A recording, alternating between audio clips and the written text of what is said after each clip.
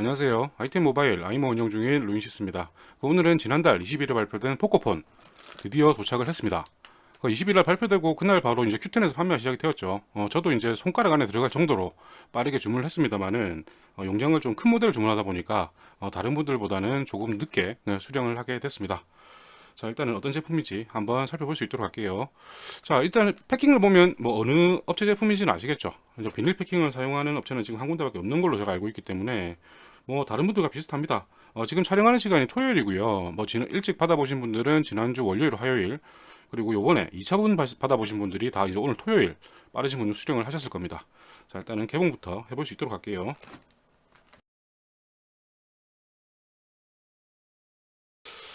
자, 이렇게 항공용 에어캡으로 포장이 되어 있는 포코폰이 보입니다. 자, 이제 스트로크 맞아 떼야 되겠죠.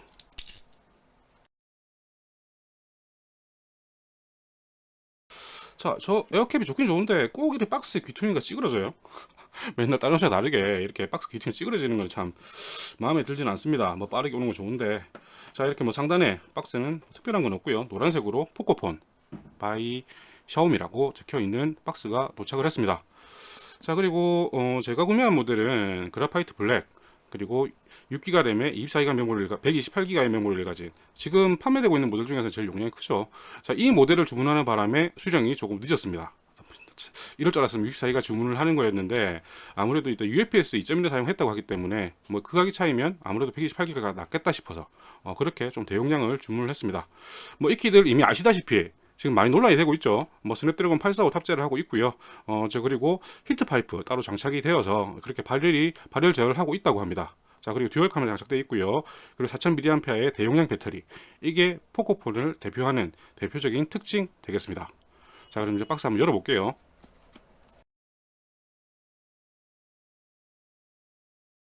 박스는 더 이상 뭐 특별할 게 없죠. 옆에도 포코폰이라고 적혀 있고, 그리고 하단에 이렇게 글로벌 버전이라고. 이 포코폰은 글로벌 버전밖에 없습니다. 내수에 판매가 되지 않기 때문에 글로벌 버전밖에 없기 때문에 뭐 여러분들 많이 걱정하시는 한글 문제는 신경을 안 쓰셔도 될 것 같아요. 구글도 마찬가지고요. 자,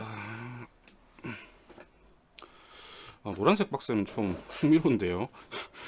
언제나 하얀색에다가 아무래도 좀 캐주얼한 느낌을 강조하기 위해서 이렇게 노란색 박스를 사용한 게 아닌가 생각이 되고요. 자, 이렇게 먼저 액세서리 박스 이렇게 보이고요. 다른 스마트폰 마찬가지입니다. 자, 그리고 아래쪽에 이렇게 포코폰 위치를 하고 있습니다. 자, 그리고 뭐 아래쪽에 기타 액세서리들. 액세서리는 샤오미 스마트폰과 똑같죠. 이렇게 어댑터와 타입C 케이블. 그리고 어댑터는 퀄컴 퀵차지 3.0을 지원하는 호환 충전기라고 지금 확인이 되었습니다. 자, 그런데 앞에 이 플러그는 우리나라에서 사용되는 플러그로 보이지만 EU 플러그죠. 그렇기 때문에 우리나라 콘센트가 좀 헐겁기 때문에 가급적 기존에 사용하시는 충전기 사용하시든지 아니면 이 앞에도 데지코라고 불리는 변환 플러그 붙여서 사용하시는 게 조금 더 안정적으로 사용하실 수 있을 겁니다. 자, 일단 이거 넣어두고요. 자, 그리고 액세서리 박스에는 뭐 다른 것들과 크게 다르진 않겠죠. 이렇게 뭐 간단한 사용자 설명서, 유저 가이드 하나 포함이 되어 있고요.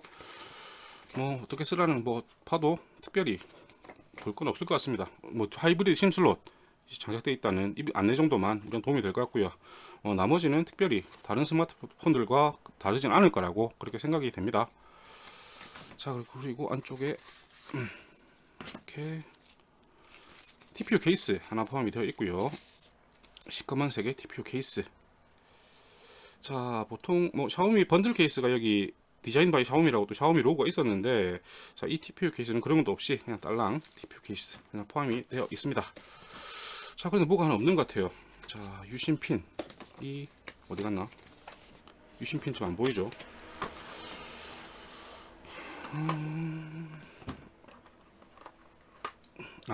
자, 유심핀은 이렇게 케이블 밑에 이렇게 포함이 되어 있습니다. 요즘 보통 이렇게 액세서리 박스 안에 포함이 되어 있는데 또 이거는 또 케이블 밑에 저가형들하고 마찬가지로 포함이 되어 있네요. 자, 이제 포코폰 본격적으로 한번 살펴볼 텐데요. 일단은 전면에는 다시 액정 보호 필름으로 이렇게 보호가 되어 있고요. 그리고 상단에는 뭐 이 사진 많이 봐보셨겠지만 노치가 이런 식으로 자리를 잡고 있습니다. 그리고 보호 필름에는 이 포코폰의 특징 스냅드래곤 845를 탑재하고 있고, 그리고 리퀴드 쿨링 시스템 히트 파이프가 장착이 되어서 발열을 억제하고 있다는 그런 또 특징이 인쇄되어 있고요. 그리고 AI 듀얼 카메라 장착이 되어 있다고 합니다. 자, 그리고 4000mAh 대용량 배터리 마찬가지 탑재가 되어 있고요. 이 네 가지가 가장 큰 대표적인 특징이 되겠고, 그리고 아몰레드를 싫어하시는 분들은 LCD를 탑재했다는 것도 하나의 또 특징이 되겠죠. 이 스냅드래곤 845와 그리고 이 LCD 탑재만으로 또 매력을 느끼는 분들이 많기 때문에 아마 그 부분도 장점이 되지 않을까 생각은 되지만은 요즘 플래그십들이 다 이제 아몰레드 디스플레이 탑재를 하고 있기 때문에 굳이 이렇게 표시를 하지는 않았던 모양입니다. 자, 그리고 또 후면을 한번 볼게요. 자, 후면에는 자, 보호 필름은 제거를 했고요. 보호 필름 제거를 했고 제가 그래파이트 블랙이라는 검정 모델을 샀지만은 완전한 검정색은 아니고 약간 푸른빛이 도는 보라빛이라고 해야 되나요? 아니면 약간 푸른빛이라고 해야 되나요? 일단은 완전한 검정은 아니라 약간의 좀 은은한 색상이 돌고 있습니다. 그래서 플라스틱이라고 하지만은 자체는 상당히 고급스럽고요. 지금 미개봉 제품 구매를 했지만은 특별히 후면에는 스크래치나 이런 부분들 보이지 않습니다. 자, 그리고 이렇게 듀얼 카메라, 이렇게 빨간 링이 인상적인데요. 이 빨간 링으로 이렇게 카메라 렌즈 바깥쪽을 하나의 포인트를 줘서 이렇게 디자인을 하고 있습니다. 그 아래쪽에 지문이 센서 있고요. 그 다음에 플래시 있고. 일단은 후면이 플라스틱이라고 해서 좀 산티나지 않을까 생각을 했었는데 지금 받아본 상태로서는 그런 건 전혀 없어요. 그리고 하단의 포코폰 로고는 은박으로 이렇게 반짝반짝 조금 더 포인트를 준 게 아닌가 생각이 됩니다. 그 아래쪽에는 C 인증 그리고 폐기할 주의하라는 이렇게 경고 문구 이렇게 붙어 있고요. 자, 그리고 우측 프레임은 다른 스마트폰과 특별히 다르지는 않습니다. 이렇게 전원 버튼, 볼륨 버튼 오른쪽에 다 몰려 있고요. 그리고 마찬가지로 플라스틱 뒤에 배터리 커버가 일체형이겠습니다만은 플라스틱이지만은 느낌 그립감 자체는 상당히 좋네요. 약하다는 느낌이 전혀 들지는 않아요. 불과 몇 년 전만 하더라도 이렇게 전체가 배터리 커버 전체가 플라스틱이어서 그런 스마트폰들은 좀 삐걱대는 그런 느낌들이 많았었는데 요즘 확실히 하드웨어 제조 기술들이 하루가 다르게 발전하고 있는 게 아닌가 생각이 됩니다. 자, 그리고 상단에는 이렇게 이어폰 잭 그리고 세컨드 마이크 정도 이렇게 자리를 하고 있고요. 이번엔 IR 센서가 안 보이죠? IR 센서는 아마 탑재가 되지 않은 모양입니다. 그래서 적외선 리모트는 사용이 되지 않을 테고요. 자, 그리고 왼쪽에는 구멍 하나만 보이는 걸로 봐서 심슬롯, 여기 하나의 스크래치가 있네요. 이게 색상이 여기 보시면 스크래치가 있죠. 이게 완전한 플라스틱 사출을 할 때 흑사출하고 도색을 한 모양입니다. 흑자색으로 도색을 하면서 이렇게 도색이 벗겨진 부분이 살짝 보이네요. 이 영상을 보이시나요?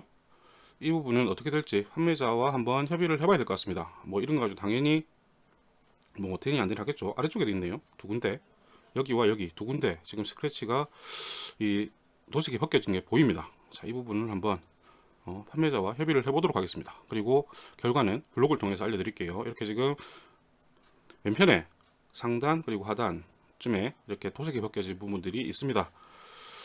안타깝네요. 그 하단에는 이렇게 스피커 이렇게 있고요. 중간에 타입C 포트 이렇게 장착이 되어 있습니다. 이런 거 있으면 거슬리는데 뭐 어쩔 수 없겠죠. 직구다 보니까, 그리고 뭐 초기 제품이다 보니까 이렇게 불량률이 좀 높은 모양이에요. 그래서 이런 부분들이 있는 게 아닌가. 나머지 부분들 한번 다시 살펴볼 텐데요. 자, 일단은 전원 켜고요. 전면 보호 필름도 제거를 하겠습니다.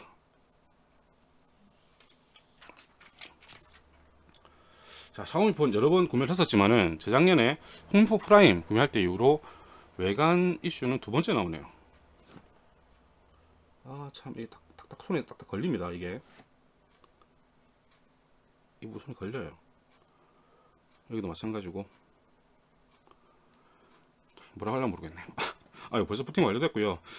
이 포코폰은 MIUI 9 탑재를 하고 있습니다. 뭐 포코폰을 위한 포코런처라는 런처를 별도로 탑재를 했다고 하는데, 자, 어떤 건지 한번 보도록 할게요. 일단은 세팅부터 좀 하겠습니다.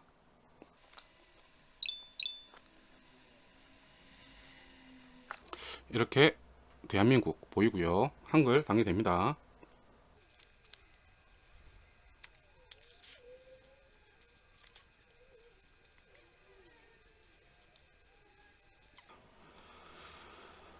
자, 이제 부팅 완료됐고요. 자, 이 런처가 포코 런처라고 하는데 MIUI 런처와의 기본 런처와 가장 큰 차이점은 앱 서랍이 존재를 한다고 합니다. 이렇게 이 부분이 가장 큰 차이점이라고 하고요. 뭐 사용법은 바로 화살표가 있으니까 바로 사용을 하시면 될 것 같아요. 그리고 액정 상태는 지금 액정은 상당히 좋아 보이는데요. 일단은 이것도 CIT 모드가 있나 모르겠어요. 자, 한번 검수 모드가 있나 들어가 보겠습니다. 자, 마찬가지로 일단 CIT 모드라는 검수 모드 이렇게 커널 버전 연타를 하면 들어올 수 있게 되어 있고요. 자, 그리고 체크 버전 인포를 보게 되면 자, 디스플레이는 티안마 디스플레이 사용이 되어 있습니다. 자, 그리고 메인 카메라 소니 IMX363 Mi8과 Mi8 S와 동급이죠. 자, 그리고 500만 화소의 그 보조 카메라 역시 삼성 센스와 동일한 걸로 봐서 스펙 자체로는 후면 카메라는 스펙으로는 Mi8 SE와 동일합니다. 자, 그리고 프론트 카메라 마찬가지로 삼성 이 프론트 카메라 역시 그 Mi8 SE와 비슷한 게 아닌가 생각이 되는데 스펙은 제가 다시 한번 봐야 되겠어요. 자, 그리고 위쪽에 UFS라는 메시지가 보이는데 정확한 제조사는 지금 보이지를 않고요. 일단 이 부분도 뭐 제조사 확인을 할 수 있으면 확인을 해서 다시 한번 블로그를 통해서 알려드릴 수 있도록 하겠습니다. 자, 일단 디스플레이를 확인을 해야 되겠죠. 디스플레이. 자, 빨간색 특별한 문제는 없고요. 초록색 마찬가지 이상 없고 파란색 이상 없습니다. 자, 됐고 그다음 터치 센서 한번 볼게요. 터치 센서. 자, 제가 터치 센서 테스트는 이 각 모서리에 있는 X 표시를 연결하면 된다고 저는 한번 말씀드렸었는데요. 자, 이렇게 X 표시 하나, 둘, 셋, 넷 이렇게 연결이 됐고요. 그리고 이렇게 하나, 둘 마찬가지로 이렇게 연결하면 테스트는 끝이 납니다. 자, 이렇게 되면 터치 센서는 정상이라고 보시면. 자, 이 정도만 뭐 테스트가 됐다면 일단 기본 테스트는 마친 걸로 생각이 되는데 저도 자꾸 지금 이 왼쪽 프레임이 이게 자꾸 거슬려요. 이게 이게 과연 교환이 될런지 어떨런지 모르겠습니다. 또 교환하면 한 달이죠. 환불은 안 될 텐데. 자, 일단 확인 한번 해볼게요. 자, 그리고 일단 유심을 먼저 한번 끼워 보겠습니다. 일단은 VLT 여부를 확인을 하기 위해서는 U 플러스 유심이 가장 적당하겠죠. 오늘 온 거라서 지금 다른 SK나 KT는 OEM 등록을 하지 못했기 때문에 일단은 U 플러스 유심 삽입을 해볼 테고요. 자, 심 슬롯은 일반적으로 우리 홍미 시리즈에서 많이 보던 듀얼 심 슬롯, 마이크로 SD와 나노심 사용할 수 있는 2번 슬롯이 있고요. 1번 슬롯 이렇게 심 2개나 아니면 심 하나 마이크로 SD 사용할 수 있는 하이브리드 심 슬롯 이렇게 들어가 있습니다. 플라스틱이죠. 이게 또 여기서 또 원가 절감을 했네요.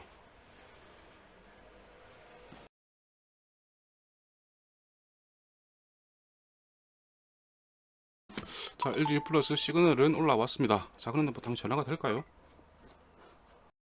자, 이렇게 포지라고 올라오긴 올라왔습니다. 올라왔는데 전화는 당연히 안 되겠죠. 자, 한번 볼게요. 자, 114부터 자, 사용 가능한 통신망이 없습니다라는 메시지 나옵니다. 네트워크 사용할 수 없고요. 그러면 일단 VLT 활성화하는 명령.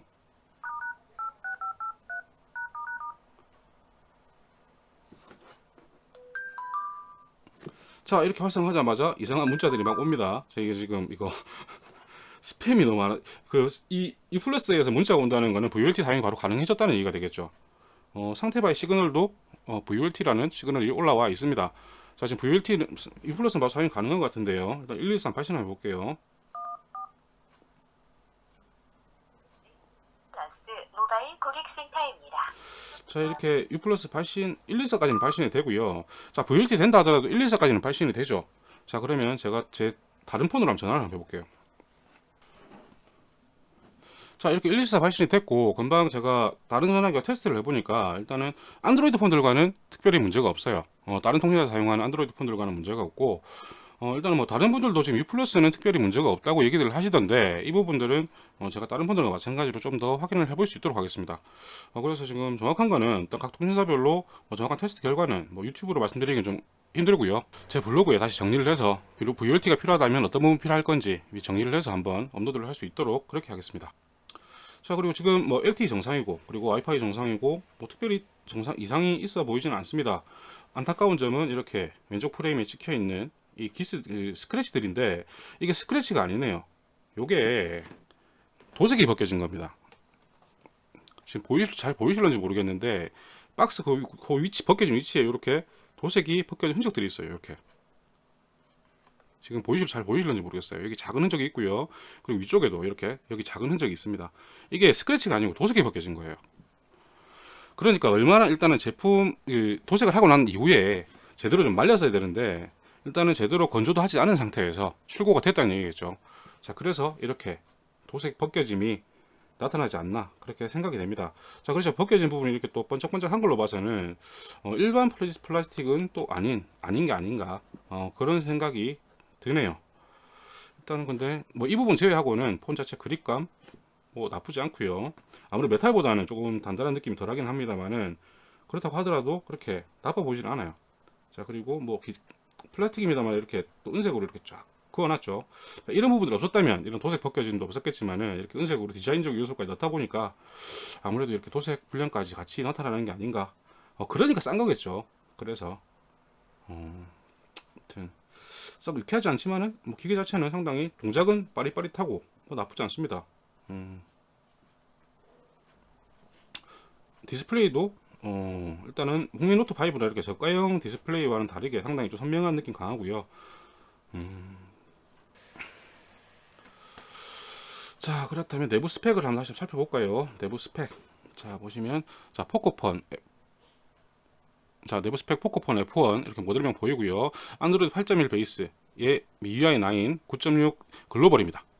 자, 그리고 옥타코어 맥스 2.8GHz 스냅드래곤 845죠. 845 돼 있고 램은 6GB 그리고 내장 메모리 128GB지만은 MIUI 9 차지하고 용량이 있기 때문에 지금 사용 가능한 용량 순정 상태에서는 117.47GB 여유 공간으로 남아 있습니다. 자, 스냅드래곤 845기가 뭐 이 정도의 가격 지금 뭐 다른 브랜드에서 상상도 하지 못하는 가격이죠. 그래서 지금 다른 제조사들도 패닉에 빠져 있지 않을까 그렇게 생각은 되는데요.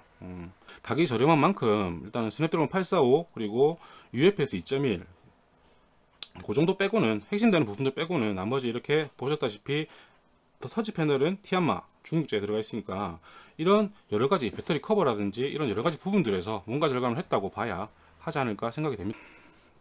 자, 이 포코폰이 6.18인치의 디스플레이 탑재를 했다고 하는데요. 크기를 보자면 이 올 초에 출시된 홍노트 5와 크게 차이가 나지 않습니다. 자, 그리고 이 왼편에 이 오른편에 이 아이폰 8 플러스보다는 조금 더 커 보이는 느낌이 확실히 있고요. 자, 홍노트 5하고 비교를 해보면 일단은 폭은 차이가 없어요. 폭은 이렇게 차이가 없지만은 길이 면에서 약간 더 짧은 이 포코폰이 약간 더 작은 크기를 가지고 있습니다. 크게 차이 나진 않지만은 아마 일단은 이 노치가 이 키가 짧아지는데 큰 역할을 한 거겠죠. 자, 그렇지만 샤오미의 노치 제가 블로그 후기에서 여러 번 말씀드렸습니다만은 아직까지 실용성 제로죠. 뭐 나타내는 게 제대로 없어서 자, 그렇기 때문에 저도 이걸 왜 만들어놨나 싶은 생각이 들고요. 자, 그런데 이 크기는 아이폰 8 플러스와 비교를 하게 되면 자, 폭은 약간 두꺼운 느낌이 있어요. 지금 아이폰 8 플러스와는 큰 차이가 없는데요. 자, 이렇게 길이라든지 폭이라든지 모두 이 6.2인치의 포코폰이 조금 더 작다는 것을 알 수가 있습니다. 이 아이폰 8 플러스는 케이스도 사용을 합니다만은 폭이 좀 넓다는 느낌이 있었는데요.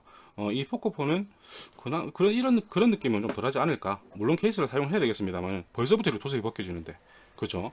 케이스를 사용해야 되겠습니다만은 뭐 케이스 잘만 선택한다면 훨씬 더 사용성 면에서는 좀 낫지 않을까. 그렇게 생각이 됩니다.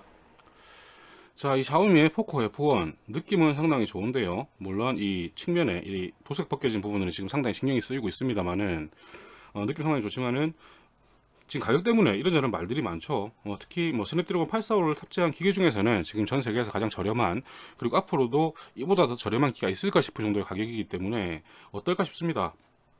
자, 그런데 보셨다시피 지금 뭐 여러 군데서 원가 절감한 부분들을 벌써 보이죠. 일단은 중국제 터치 패널을 사용했다는 것 자체가 원가 절감의 요소가 될 테고요. 자, 그리고 이 플라스틱 배터리 커버 그리고 미들 프레임도 없고요. 이런 제조 방법 자체가 원가 절감에 큰 영향을 미쳤을 거라 생각을 합니다. 자, 그리고 보셨다시피 신제품입니다만은 벌써부터 이렇게 도색이 벗겨지는 건조가 제대로 안 됐다는 얘기죠. 자, 이런 식의 QC까지 허술하고 많은 부분들에서 원가를 절감했다는 걸 바로 확인을 할 수가 있어요.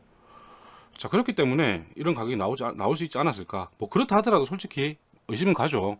어떻게 스냅드래곤 845에 UFS 2.1 탑재하고 이 가격이 나올 수 있느냐. 뭐 저도 의심스럽긴 합니다만은 특히 뭐 인도에서 판매되는 버전을 모르겠습니다만은 홍콩을 통해서 판매되는 글로벌로 이제 유럽에도 출시가 되었다고 하기 때문에 글로벌로 판매가 되어가는 모델들은 중국에서 이 제품이 출하가 될 때 수출을 할 때 중국 정부에서 수출 보조금이 있다는 얘기가 있습니다.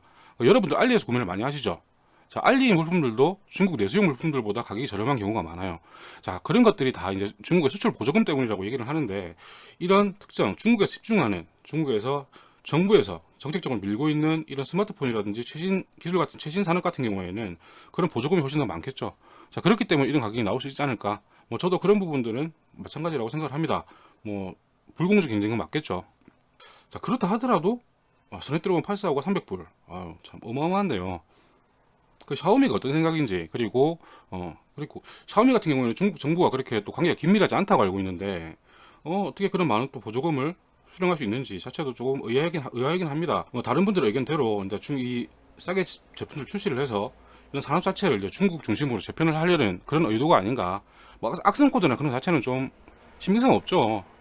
가격 낮추면서 악성 코드를 심어서 뭐 중국 정부로 다 개인정보 전송한다? 글로벌 출시하면서 그런 짓 하는 회사가 있겠습니까? 이런 첨단 산업을 중국 중심으로 재편하기 위한 의도라고 보는 게 더 타당하겠죠.